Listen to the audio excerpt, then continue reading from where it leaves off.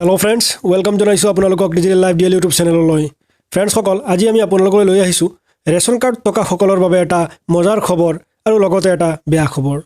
তো বন্ধু-বান্ধৱীসকল, কি মজাৰ খবৰ আৰু কি বেয়া খবৰ সেই বিষয়ে আজি আমাৰ এই ভিডিঅ'টোত আলোচনা কৰিম। তো বন্ধু-বান্ধৱীসকল, ভিডিঅ'টো আৰম্ভ কৰাৰ আগতে মই প্ৰতিটো ভিডিঅ'ৰ দৰে এটি সৰু ৰিকুৱেষ্ট কৰিব বিচাৰিছোঁ। যদি এতিয়ালৈকে মোৰ এই চেনেলটো আপোনালোকে ছাবস্ক্ৰাইব কৰা নাই তেতিয়াহ'লে মোৰ এই ডিজিটেল লাইভ ডিএল ইউটিউব চেনেলটো আপোনালোকে ছাবস্ক্ৰাইব কৰক আৰু কাষত থকা বেল আইকনটো প্ৰেছ কৰক। বেল আইকনটো প্ৰেছ কৰিলে আমি আমাৰ চেনেলত যেতিয়া ভিডিঅ' আপলোড কৰিম লগে লগে আপোনালোকৰ মোবাইলত নটিফিকেশ্যন বাজি উঠিব আৰু সকলোৰে আগত চোৱাৰ সুযোগ পাব। তো বন্ধু-বান্ধৱীসকল, বলক পলম নকৰাকৈ আমি ভিডিঅ'টো আৰম্ভ কৰোঁ।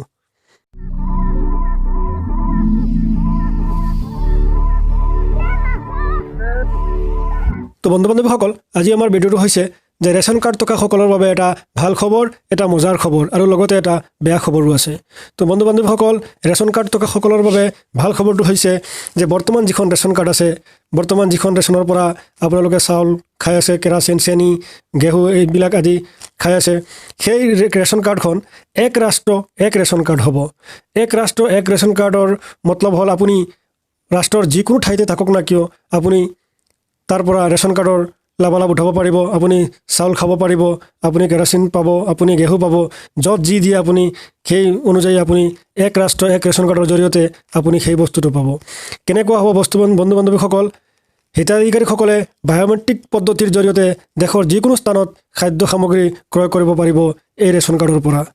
তো বন্ধু-বান্ধৱীসকল, বৰ্তমানে ৰেচন কাৰ্ডৰ বায়'মেট্ৰিক লোৱা হৈ আছে। প্ৰত্যেকখন সুলভ মূল্যৰ দোকানীৰ ওচৰত বৰ্তমান একোটাকৈ electronic point of sale device machine আছে আৰু সেই মেচিনটোৰ জৰিয়তে বায়'মেট্ৰিক লোৱা হৈ আছে।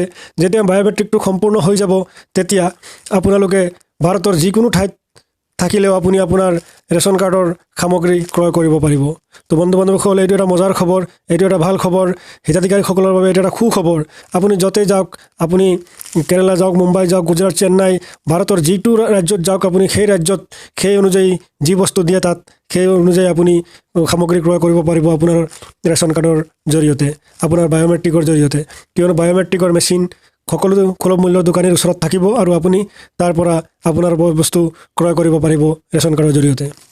তো বন্ধু-বান্ধৱীসকল, আজিৰ বেয়া খবৰটো হৈছে যে কেইদিনমানৰ পৰা চৰকাৰে কৈ আছে যিসকল ব্যক্তিৰ বছৰি আয় 1 লাখ টকাৰ ওপৰত আছে বা যিসকল চাকৰিয়ান আছে, আপোনাৰ শিক্ষক হওক, তাৰপিছত আপোনাৰ পুলিচ হওক, আৰ্মি হওক, যিসকলৰ বছৰি আয় 1 লাখ টকাৰ ওপৰত আছে সেইসকলে ৰেচন কাৰ্ড ঘূৰাই দিব লাগিব। কিয়নো 1 লাখ টকা বছৰি আয়ৰ ওপৰত যিসকল সবল মানুহ আছে সেই ব্যক্তিসকলে ৰেচন কাৰ্ডৰ পৰা ৰেচন পোৱাৰ যোগ্য নহয়। ধনী মানুহ যিখিনি আছে, যিসকল মানুহৰ প্ৰয়োজন নাই, দৰিদ্ৰ সীমাৰেখাৰ ওপৰত আছে, সেই মানুহখিনিয়ে ৰেচন কাৰ্ড ঘূৰাই দিব লাগিব।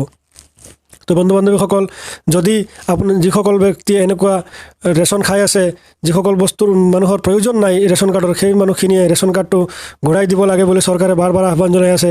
আৰু যদি আপোনালোকে ঘূৰাই নিদিয়ে তেতিয়াহ'লে চৰকাৰে নিজে নিজে ব্যৱস্থা ল'ব। গতিকে এইটো এটা বেয়া খবৰ। তো বন্ধু-বান্ধৱীসকল, এই বিষয়ে সংবাদমেলযোগে ৰাজ্য চৰকাৰৰ খাদ্য আৰু সামৰিক যোগান মন্ত্ৰী ৰঞ্জিত কুমাৰ দাসৰ সংবাদমেলযোগে ৰঞ্জিত কুমাৰ দাসে কি কৈছে সেই বিষয়ে আমি আপোনালোকক শুনাই আছোঁ। সংবাদমেলত কেইবাটাও গুৰুত্বপূৰ্ণ ঘোষণা মন্ত্ৰীগৰাকীৰ। সংবাদমেলত তেওঁ কয়, অসমৰ বিভিন্ন প্ৰান্তত এই মুহূৰ্তত 33,978খন সুলভ মূল্যৰ দোকান আছে, য'ত অসমৰ এই পৰ্যন্ত প্ৰায় 5,89,927টা পৰিয়ালে ৰেচনৰ কাৰ্ডৰ জৰিয়তে নিজৰ নামত অহা খাদ্য সামগ্ৰী ক্ৰয় কৰি আছে। ইয়াৰ মাজতে অৱশ্যে বিগত 3 মাহত ৰাজ্য চৰকাৰৰ আহ্বানত প্ৰতি সঁহাৰি জনাই 1,26,123 গৰাকী লোকে নিজৰ ৰেচন কাৰ্ড উভতাই দিছে। কোনসকলে উভতাই দিছে বন্ধু-বান্ধৱীসকলে? যে মই অলপ আগতে কৈছোঁ যে যিসকল দৰিদ্ৰ সীমাৰেখাৰ ওপৰৰ মানুহ আৰু ৰেচন পাই আছে, সেইসকল মানুহে এতিয়ালৈ চৰকাৰৰ আবেদনৰ প্ৰতি সঁহাৰি জনাই 1,26,123 গৰাকী লোকে নিজৰ ৰেচন কাৰ্ড উভতাই দিছে। বন্ধু-বান্ধৱীসকল, মন্ত্ৰীগৰাকীয়ে আৰু কয় যে এক ৰাষ্ট্ৰ এক ৰেচন কাৰ্ডৰ জৰিয়তে হিতাধিকাৰীয়ে বায়'মেট্ৰিক পদ্ধতিৰ জৰিয়তে দেশৰ যিকোনো স্থানত খাদ্য সামগ্ৰী ক্ৰয় কৰিব পাৰিব বুলি সদৰি কৰে মন্ত্ৰী ৰঞ্জিত কুমাৰ দাসে। মই অলপ আগত কৈছিলোঁ যে এক ৰাষ্ট্ৰ এক ৰেচন কাৰ্ড হ'ব। মন্ত্ৰীগৰাকীয়েও সংবাদমেলত কৈছে যে এক ৰাষ্ট্ৰ এক ৰেচন কাৰ্ডৰ জৰিয়তে যোগ্য হিতাধিকাৰীয়ে বায়'মেট্ৰিক পদ্ধতিৰ জৰিয়তে দেশৰ যিকোনো স্থানত খাদ্য সামগ্ৰী ক্ৰয় কৰিব পাৰিব বুলি সদৰি কৰিছে মন্ত্ৰী ৰঞ্জিত কুমাৰ দাসে। সুলভ মূল্যৰ দোকানত এতিয়াৰে পৰা থাকিব একোটাকৈ electronic point of sale device machine আৰু সুলভ মূল্যৰ দোকানত এতিয়াৰ পৰা থাকিব এটা কয় electronic point of sale device machine. Electronic point of sale device মেচিনৰ প্ৰতিটো পৰিয়ালে প্ৰতিজন সদস্যই এদিন নিজে নিজে গৈ দিব লাগিব বায়োমেট্ৰিক। আৰু বৰ্তমানে এই কামটো আৰম্ভ হৈ গৈছে বায়োমেট্ৰিক দিয়াটো। প্ৰত্যেকখন সুলভ মূল্যৰ দোকানীৰ ওচৰতে এই মেচিনটো আছে আৰু আপোনালোকে গৈ তাত বায়োমেট্ৰিকটো দি দিয়ক, তেতিয়াহ'লে আপোনালোকৰ সুবিধা হ'ব। কিয়নো আপুনি ভাৰতৰ যিকোনো ঠাইতে থাকিব, আপুনি আপোনাৰ এই ৰেচন কাৰ্ডৰ জৰিয়তে আপুনি বস্তু ক্ৰয় কৰিব পাৰিব। ইফালে প্ৰত্যেকখন ৰেচন কাৰ্ডৰ সৈতে হিতাধিকাৰীয়ে আধাৰ কাৰ্ড সংযোগ কৰিব লাগিব বুলি সংবাদমেলত সদৰি কৰে মন্ত্ৰী ৰঞ্জিত কুমাৰ দাসে। এই পৰ্যন্ত অসমত 28% লোকেহে আধাৰ কাৰ্ড বনাইছে বুলি সংবাদমেলত জানিব দিয়ে মন্ত্ৰীগৰাকীয়ে। অসমৰ মানুহৰ এতিয়াও বহুত বাকী আছে আধাৰ কাৰ্ড বনোৱা, মাত্ৰ 28% লোকেহে আধাৰ কাৰ্ড বনাইছে বুলি মন্ত্ৰীগৰাকীয়ে সদৰি কৰিছে। আধাৰ কাৰ্ড সংযোজন কৰিব লাগিব বুলি সংবাদমেলত সদৰি কৰিছে। আধাৰ কাৰ্ড ৰেচন কাৰ্ডৰ লগত সংযোজন কৰিব লাগিব। লগতে মন্ত্ৰীগৰাকীয়ে কৈছে যে ভুৱা ৰেচন কাৰ্ডৰ গৰাকীৰ বিৰুদ্ধে কঠোৰ ব্যৱস্থা ল'বলৈ আগবাঢ়িছে ৰাজ্য চৰকাৰ।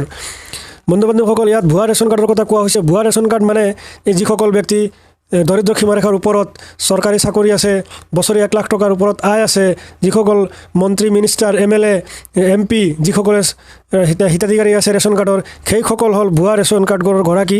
আৰু সেইসকলে ইতিমধ্যে বহুত মানুহে ঘূৰাই দিছে। আৰু যিসকলে ঘূৰাই দিয়া নাই, চৰকাৰে আবেদন জনাইছে ঘূৰাই দিবলৈ। যদি নিদিয়ে তেতিয়াহ'লে চৰকাৰে ৰেচন কাৰ্ডৰ গৰাকীৰ বিৰুদ্ধে কঠোৰ ব্যৱস্থা ল'বলৈ আগবাঢ়িছে ৰাজ্য চৰকাৰ। গতিকে যিসকল ব্যক্তিৰ এনেকুৱা ধৰণৰ ব্যক্তিৰ ৰেচন কাৰ্ড আছে, অতি সোনকালে আপোনালোকে ৰেচন কাৰ্ডটো ঘূৰাই দিয়ক। তো বন্ধু বান্ধৱীসকল, আজি আমাৰ ভিডিঅ'টোৰ মূল বিষয়বস্তু এইটোৱে আছিলে। যদি আপোনালোকে ভাল পায় তেতিয়াহ'লে আপোনালোকৰ বন্ধু বান্ধৱীলৈ ভিডিঅ' লিংকটো শ্বেয়াৰ কৰিব আৰু সকলোকে জানিবলৈ সুযোগ দিব। শেষত আকৌ এবাৰ ৰিকুৱেষ্ট কৰিছোঁ, যদি চেনেলটো এতিয়ালৈকে ছাবস্ক্ৰাইব কৰা নাই তেতিয়াহ'লে চেনেলটো ছাবস্ক্ৰাইব কৰি দিব, ভিডিঅ'টো লাইক কৰিব আৰু ভিডিঅ' লিংকটো আপোনাৰ বন্ধু বান্ধৱীলৈ শ্বেয়াৰ কৰি দিব। কিয়নো সকলোৱে এই বস্তুটো শুনে আৰু বুজি পায় আৰু বায়োমেট্ৰিকটো অতি সোনকালে দিয়েগৈ।